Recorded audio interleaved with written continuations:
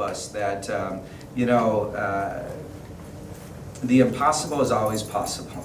And it's possible if you believe that it is, and if you're willing to work hard for it. And I believe that we are going to win on Tuesday.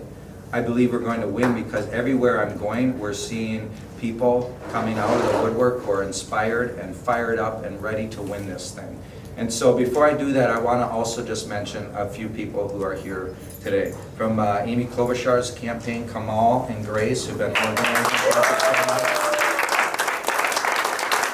From Tina Smith's campaign, Anna and Claire are here. So Julie Baha's campaign is Hillary, who's and of course so many others, so thank you very much. But let's get right to it. I am super excited about our next state auditor who, you know what, she does a good job of talking about this office because as she always says, it's not the most glamorous office, but it is one of the most important, and she's going to do a great job. Please welcome our next state auditor, Julie Baha. I'm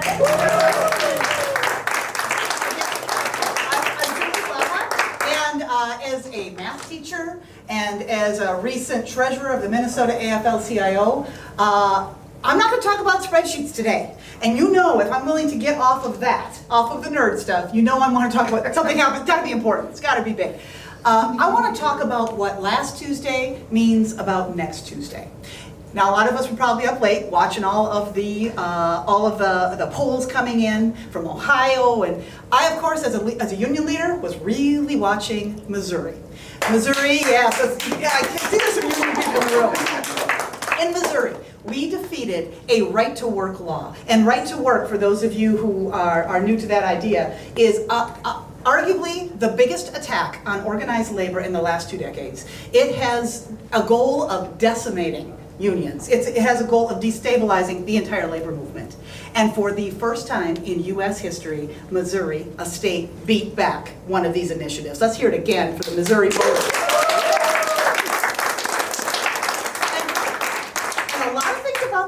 Really telling. The first one was about 2/3 of those voters that said no to attacks on unions were not union members. These were people who were not just voting out of their personal interest. They were voting for the greater good of their entire community. That is really key, and that's what we're about here in Minnesota too. Yeah, let's do shit for that. We know.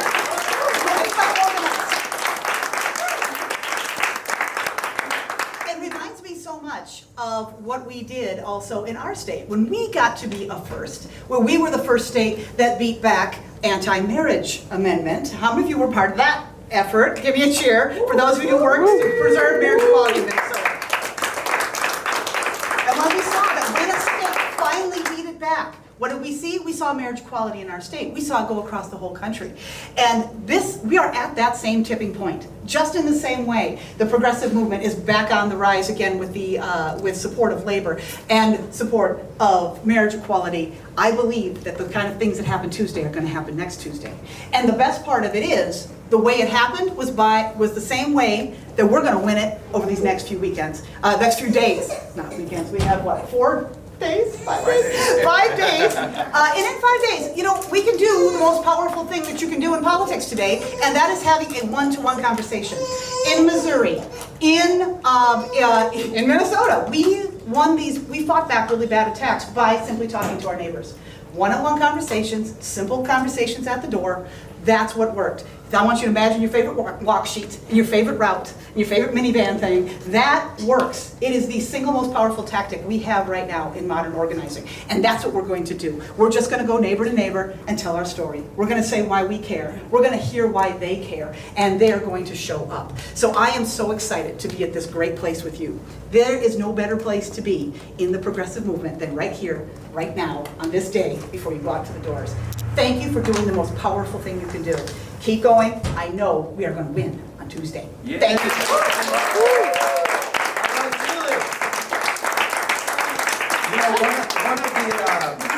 One of the most important offices around the country right now that's fighting it back against Donald Trump and what he's doing to this country is Attorney General's offices. We know that Congress is broken. We know that many Republicans in both chambers, frankly, have refused to stand up to their president and to speak truth to power.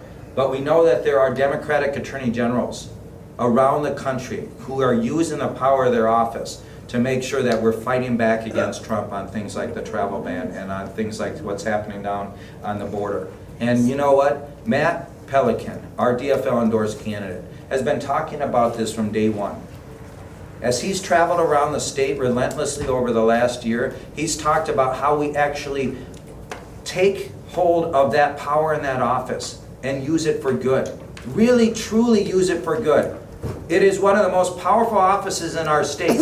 And having someone like Matt Pelican who has the right values and the right vision for that office, we're going to be able to take that office back, put it back on track, and put some teeth behind it to help people in this state and frankly around the country. Please welcome our next Attorney General, Matt Pelican.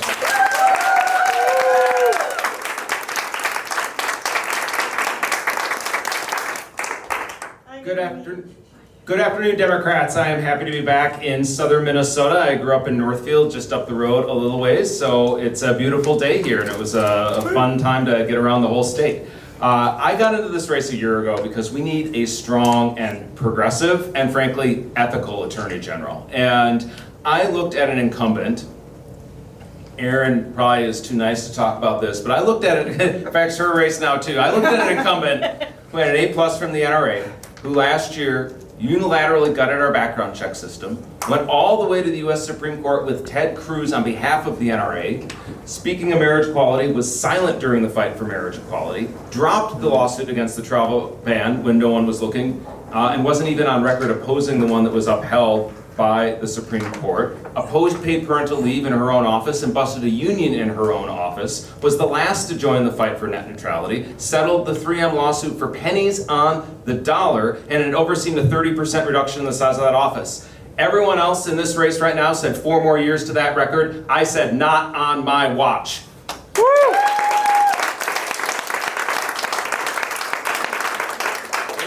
It has not always been an easy path to this endorsement, to standing here today. From standing up to bullies in Northfield, where I grew up as a gay kid in a small town, to standing up and challenging a 12-year incumbent from my own party.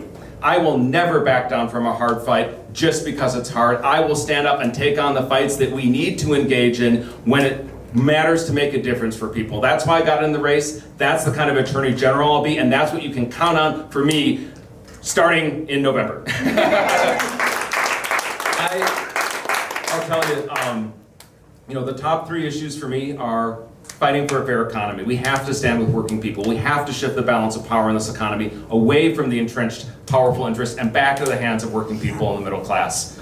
It is urgent that we, as Democrats and progressive, go statewide, sell what we can do to help the economy, but we can never do it by turning our backs on people who are still fighting for equal rights. It is just as important for me that we continue to stand up and redouble our efforts to stand and fight for reproductive health and choice. Stand with the LGBTQ community. Stand with the immigrant and refugee communities to say that they are welcome here and we will protect them. And stand with our black neighbors to say Black Lives Matter and we will fight to end bias in prosecution and policing.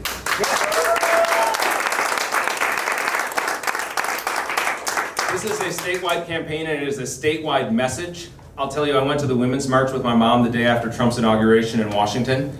After a long, dark winter, it was that moment when we first saw so many people standing up and saying, this is not the country that we want to live in. These are not the values that we are going to stand by. The question then is, will we keep it going? Can we keep up this engagement? The answer, from special elections in Minnesota to Wisconsin to Alabama to Massachusetts to Pennsylvania, has been yes, we will keep it going. So thank you for what you're doing here today. Thank you for going out and door knocking. This is a local campaign. This is a local election, I say. Everywhere from that Women's March in DC to the organizing unit conventions throughout Minnesota and right here in Albert Lea, over half the delegates in this city were first-time delegates. People are stepping up and getting engaged. And if Terry can win, then Dan is going to win, then Julie's going to win, I'm going to win, Aaron's going to win, and we are going to win statewide. So thank you all very much, Democrats.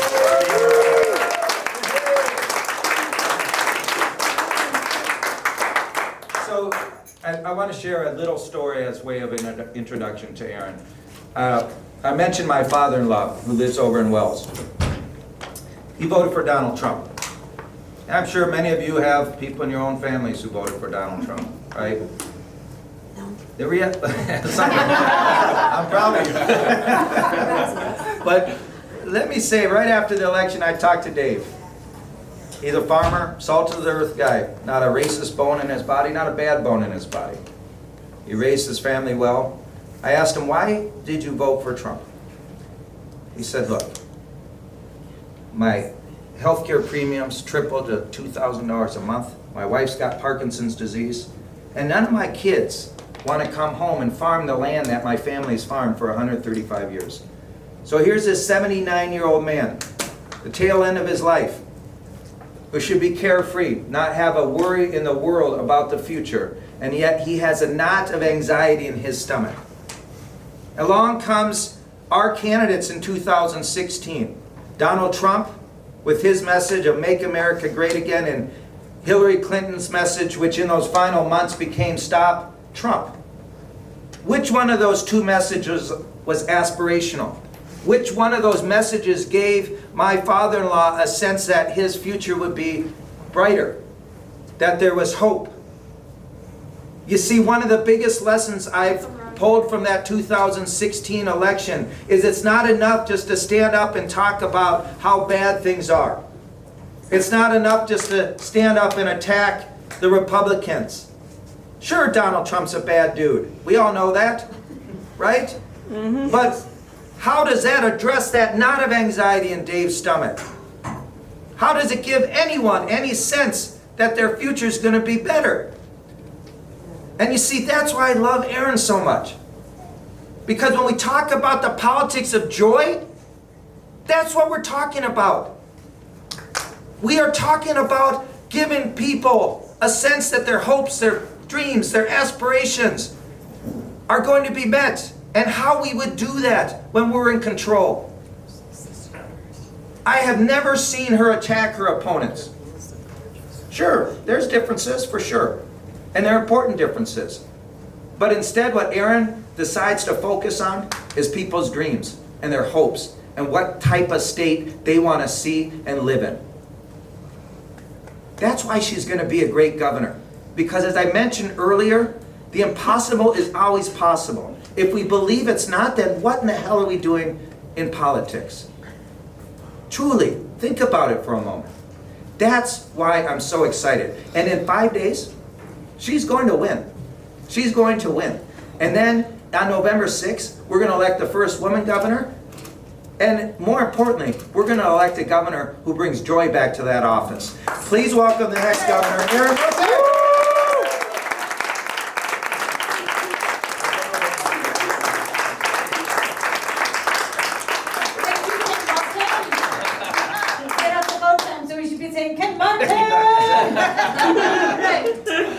I am thrilled to be with you today. I'm thrilled that we're here together as we head into these last few days of the primary election. And of course, I want to earn your vote and your support. And I want to ask you to dig in and do the work that we need to do between now and on Tuesday to make sure we're turning out every single vote for our ticket, every single vote for Minnesota, every single vote embracing the idea that when we stand together, when we use our superpower of the vote, when we organize and work hard, we can build a future that includes all of us, and that's exactly what I want to do as the next governor for the state of Minnesota. This week I've been on the road some. Well, I've been on the road really for about 12 years. I didn't realize it, but we went from Grand Marais to Laverne. That was a trip. It was a good trip. But I want to tell you just a couple of things, right? We were in Renshaw yesterday. And we spent some time there talking with a group of people who are vegetable farmers. They farm chickens. With somebody who runs a co-op in Duluth.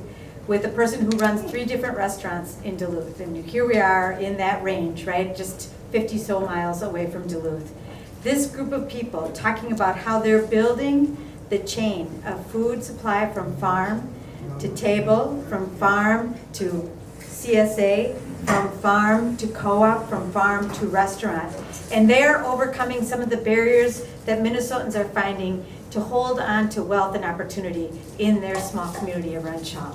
That is a powerful story for me, and it is a powerful testament of what we can do as Minnesotans together to build a future for ourselves and for our community. In New York Mills, a different story, a story of a group of people over 2 years' time trying to figure out how to provide childcare in their community.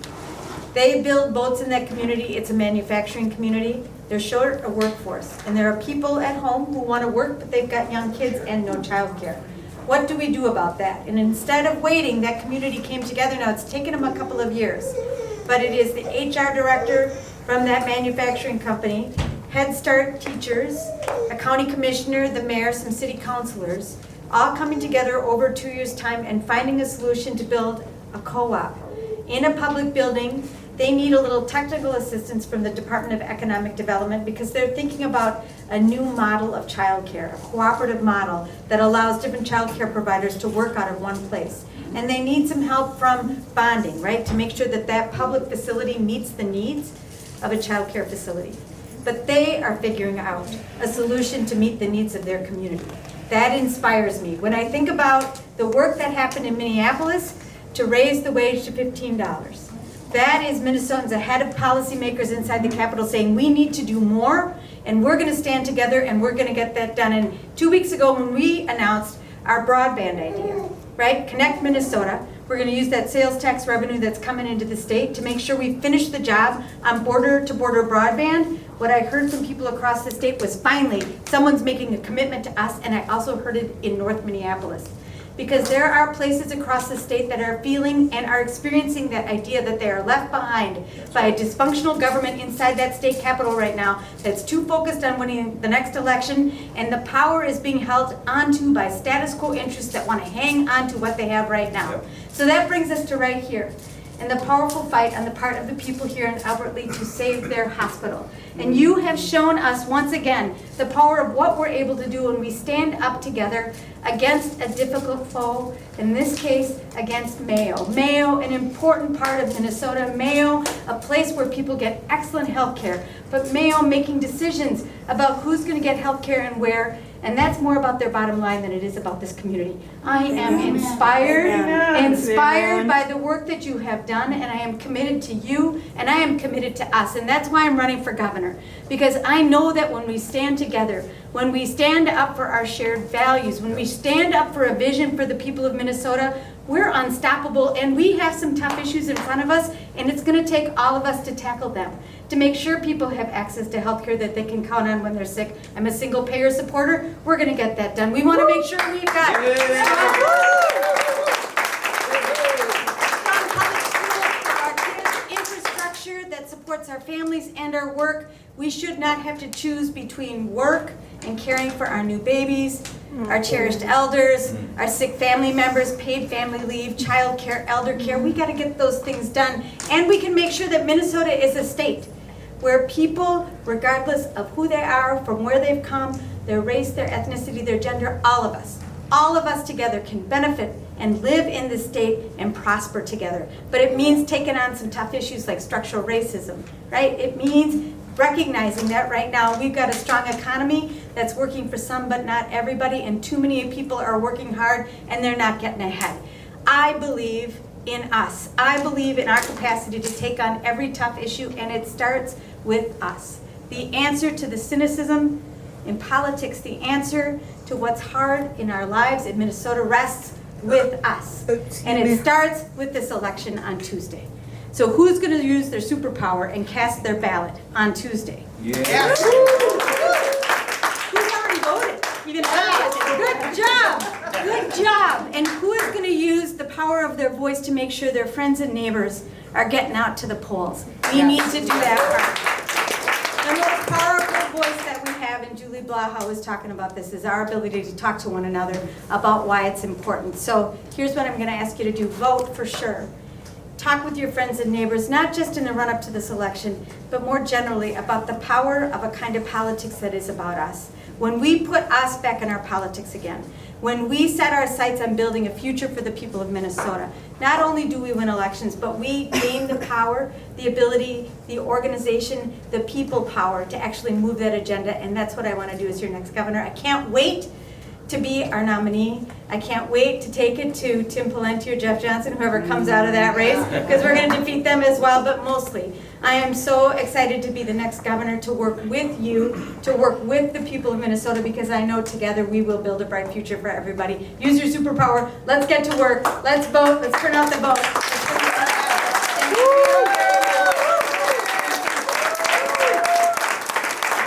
All right. So I know we got some actions here. Sign up to volunteer. Elections don't, and particularly wave elections don't just happen. I want to caution us on thinking that we're running into a wave election. They only happen through hard work of going out and knocking on doors, making phone calls, and making sure that you're talking to your friends, your neighbors, your colleagues, your coworkers about how important this election is. Terry's not here because he's outdoor knocking right now, right? And that's a good thing. He's talking to voters right now. Now I know that Peggy Bennett has a talking dog, right? And that's great, right? We all know the story behind that, right? But let me tell you what she doesn't have. She doesn't have an army of volunteers like the ones in this room right now that are going to be out there knocking so hard over the next 89 days. 89 days, that's all that's left. And we can win here in 27-8. We've held this seat before, we're going to hold it again, but we need to go out there and work. In the next 5 days, let's work hard for our endorsed ticket, make sure they win on Tuesday, and then as soon as the primary is over, let's pivot to that general election, get out there and work hard, and make sure we get Terry and the rest of our Democrats elected. Thank you so much for coming out, I appreciate it.